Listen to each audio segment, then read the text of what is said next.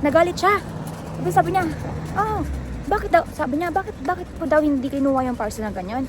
Sarap sabi niya na, paano mo kunin? Hindi mo naman binibigay sa akin yung pick up ko.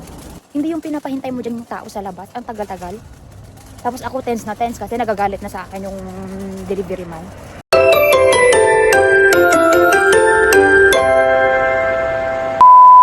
Vlog! Hello, long time no see everyone. So ngayon, nandito na ako sa labas. Kukuha na naman ako ng parcel. May kwento to. Mahaba na naman ang kwento. Nakakainis talaga pag may boss ka talagang ganito. Yung kwento niya, ito brief, mamaya kwentan kayo ng buo.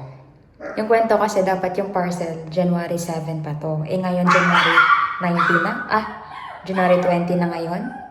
Tama ba? 20? Hindi ko alam. Basta, ngayon? Thursday. Ilang days na. Tapos, kaninang umaga, nagkasagutan nga kami, guys. Kasi, parang, kasalanan ko ba? Kasalanan ko bang hindi mo binigay? Hindi mo binigay yung code. Tapos, sasabihin mong, nagagalit ka sa akin na hindi ko nakuha yung parcel. Paano ko kukunin yung parcel? Hindi naman nabigay sa akin yung code, di ba? Tapos, bakit? Order ko ba yan? Bakit? Alam ko bang kung nag-order sila ng ganito, ganyan? Nakakainis talaga, guys. Nagigigil ako. Pero tara na, baka mamaya mahuli pa tayo sa oras. Nagigisingin na naman sila. Baka hindi na naman tayo makabalik. Kaya kailangan ko nang magmadali pumunta ng Choi Wan. Okay guys, let's go.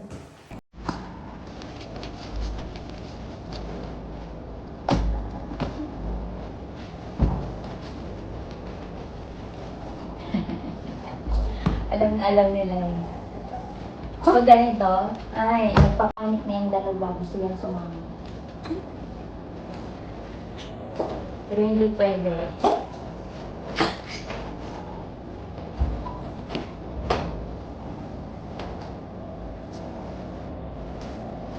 Stay din naman. Okay.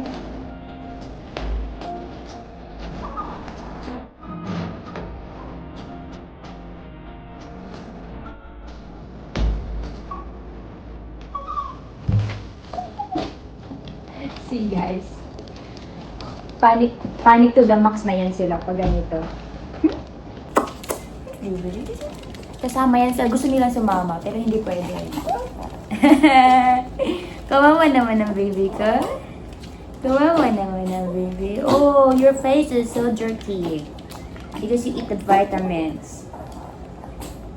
See you later, ha? See you later. Panic na sila guys. Ready na tayo. Okay. Kawawa naman ang baby. Kawawa naman ang baby. Nagusto talaga nila sa mga guys. Guys, nakadungaw talaga yan silang dalawa. Bye! Ang si Sophie. Bye-bye, baby. Ang dumi na. Madumi. Bye! Bye! Tapos eto guys. Nagsabi ako sa kanila if heavy ba or hindi, o if marami ba or hindi. Alam mo yung sagot, hindi ko alam. Ha? Nakakainis, di ba? Bakit hindi alam? Bakit hindi niya alam yung siya nag-order? Ay, putang ina. May dala-dala tayong trolley, tsaka dalawang bag. Kasi nga, hindi nga natin alam kung marami o hindi. Mabigat ba o hindi.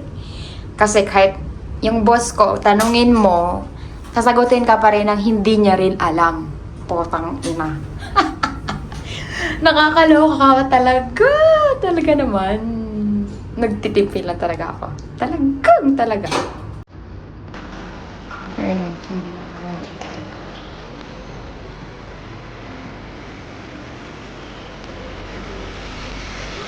Malamig na yun, guys.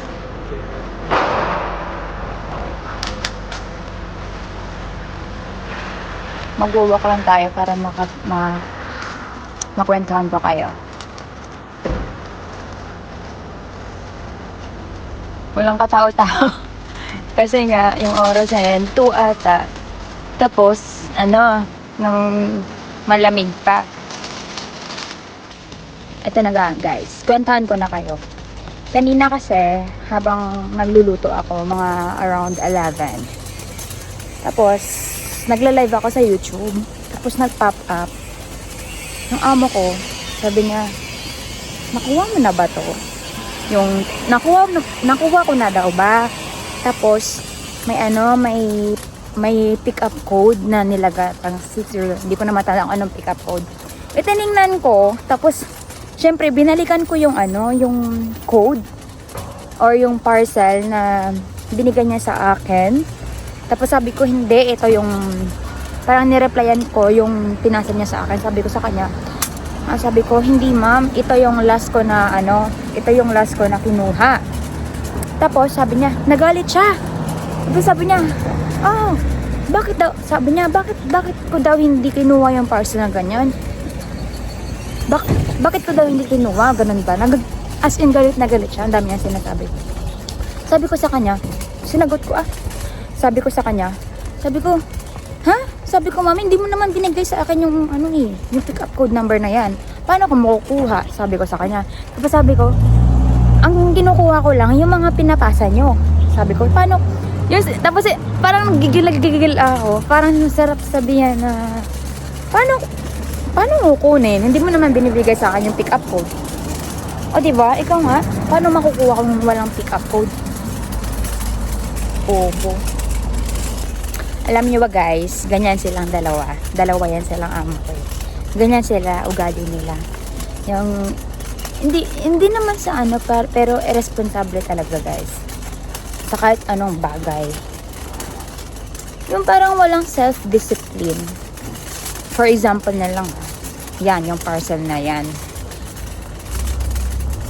Yung magagalit bigla, tapos hindi naman pinapasa yung code, yung pick up code sa akin. Tapos worst minsan, andyan na yung delivery, yung HKTV Mall or yung Food Panda. Kasi yung HKTV Mall, kailangan talaga may pick up code yan, may receiving code bago nila ibigay sa'yo sa door nyo. Alam mo ba, Diyos ko, natutulog yan, kailangan ko pag gisingin. Ang tagal-tagal naghihintay ng delivery man sa labas. Samantalang ina-advance ko na silang sinasabihan na every time na mag-order kayo, screenshot nyo agad yung pick up code at ibigay nyo sa akin. Kung tamad, sabi ko, sinabihan ko talaga, if tamad kang magpasa or makalimutan mo, sabi ko, better use my number para dyan na mismo mag-send yung HKTV Mall ng pick-up code. Tama ba guys? Diba? Ganyan. Kasi, ang mga kaibigan kong iba, ganyan din eh. Or hindi nila gusto na gamitan yung number ko sa kanila talaga. Very responsible naman na ibigay lagi sa akin yung pick-up code, diba? Hindi yung pinapahintay mo dyan yung tao sa labas, ang tagal-tagal. Tapos ako tense kasi nagagalit na sa akin yung delivery man. Diba? Hindi lang yan isang beses, hindi lang yan minsan guys, laging ganyan. Tapos ito pa, irresponsible talaga. Bakit? Ito pa ha. Yung babae kong amo, magtatrabaho. Araw-araw kailangan magtrabaho. Alam mo ba guys, pag ayaw niyang magbumangon, ayaw niya na magtrabaho. Alam mo ba yung ginagawa ng mama niya, tsaka ng papa niya? Araw-araw kailangang sunduin, tsaka samahan sa trabaho. Kasi pag hindi yan sinamahan ng mama niya at papa niya sa trabaho, ay nako guys, hindi yan magtatrabaho. Tulog lang yan ang tulog. Tapos wala yung pakialam na kapag walang pera, Diyos ko, sanay rin na umaasa sa magulang. Kunti tayo guys kasi naputol kasi may kakilala akong nagtanong. Tapos, eto nga, continue natin ba. Tapos minsan, hindi minsan, lagi. Lagi talaga. Kaya natatawa lang ako minsan. Alam mo, 34 years old na yan. Magbabae kang amo.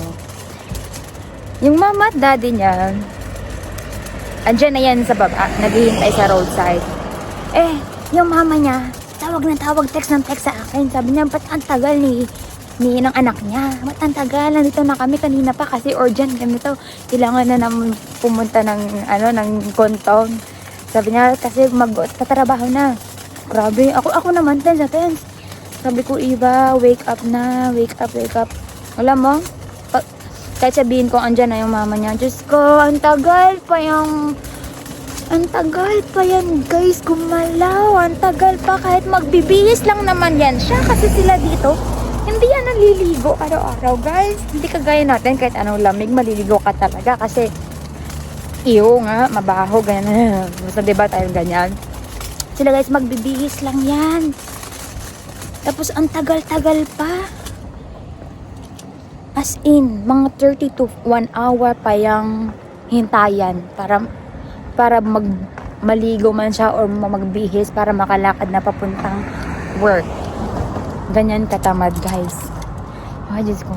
Alam mo, sabi ko, pag ganitong life, Diyos ko, araw-araw siguro, tapos, nang maganda yung trabaho, Diyos ko, araw-araw siguro, maaga pa ako magigising at saka magtrabaho tapos malaki yung sahod. Ay, nako. Talaga naman guys, nakakagigil talaga minsan. Tapos, ito ka. Ay, grabe. Tapos yan guys, yung minsan, hindi, ganito kasi yung setup. Sa umaga, tulog yan sila. Tulog siya. Tapos sa gabi, yung gising nga kasi gabi yung trabaho. Ano bang, syempre, yung oras ng pagkain nila, hindi fix. Flexible yan. Mga 7, magluluto na ako para sa dinner niya, tsaka sa pang second meal niya sa madaling araw. Lutuin ko na yan.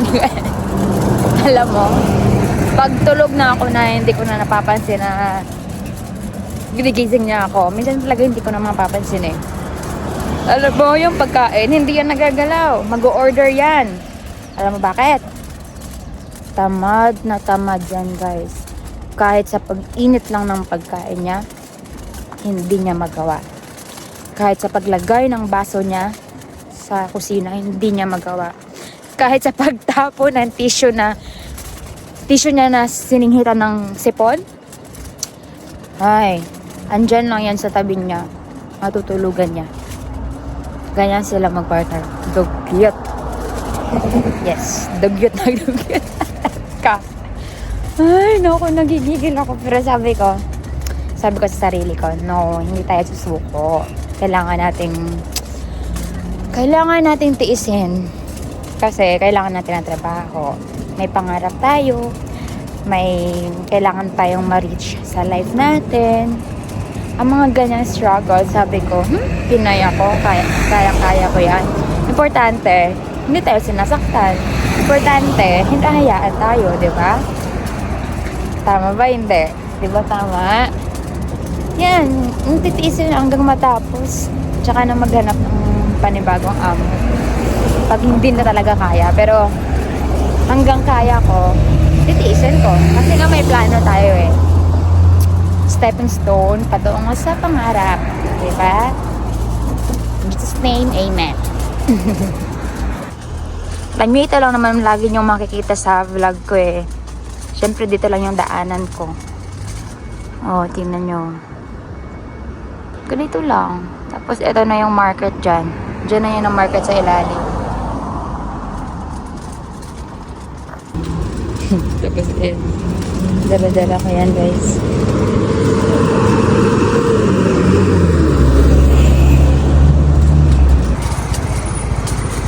Sorry guys. Lalakad tayo eh. Dito na tayo guys. Akit na tayo dito. Tapos ito pala yung market nila. Tapos andyan na yung pick up station. Andyan lang. Magpila lang tayo. Tapos ibibigay na natin yung code. Tapos na.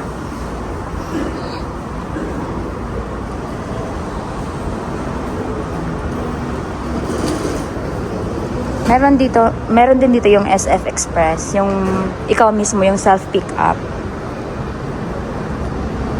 Tapos dito na guys, ito na yan. Pila na tayo dito. Mabuti ngayon na walang pila masyado. Wala talagang pila ngayon. Kasi minsan hanggang doon na yun, oh, hanggang doon sa Fairwood, yung pila, papunta dito. Ito na nga yung nakuha nating parcel, guys. At hindi tayo nagkamali. Malaki talaga siya. Kaya tama yung choice ko na dalhin to yung luma ng cart. Kahit luma, may purpose din naman, di ba? Magagamit din naman. Ito na siya. Di ba malaki? Ang laki. Tama yung ano natin. Ito na, guys. Natali na natin.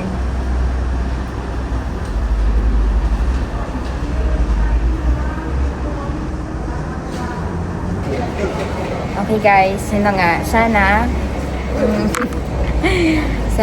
okay lang sa inyo na madinig yung mga rants ko tungkol sa amo ko.